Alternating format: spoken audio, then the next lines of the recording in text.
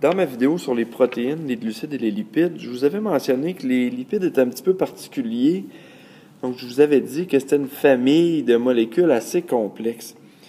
Donc, j'ai décidé de faire une petite vidéo juste pour démystifier quelques termes qu'on retrouve souvent sur les fiches nutritionnelles et peut-être essayer de voir un peu, là, de comprendre quels sont les bons et les moins bons gras, je dirais, pour votre santé. Donc, évidemment, la famille des lipides, on appelle ça dans le langage populaire les gras. Et l'origine, dans le fond, est importante pour comprendre s'ils sont bons ou pas.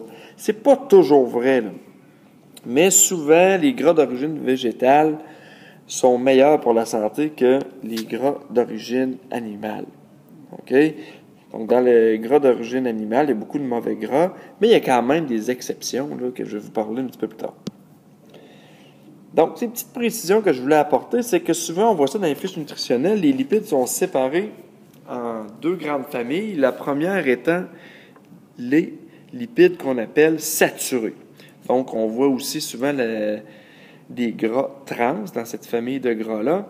Donc, c'est presque tous d'origine animale. Donc, ça, c'est du mauvais gras. C'est du gras qui peut causer plusieurs problèmes de santé dont je vous parlerai plus en détail dans la classe.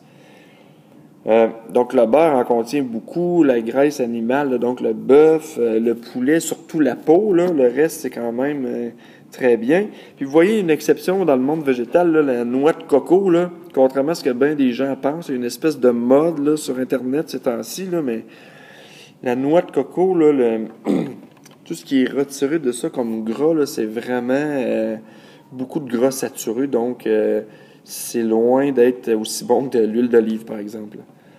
Donc, les lipides, l'autre grande famille, on pourrait dire, là, c'est les lipides insaturés.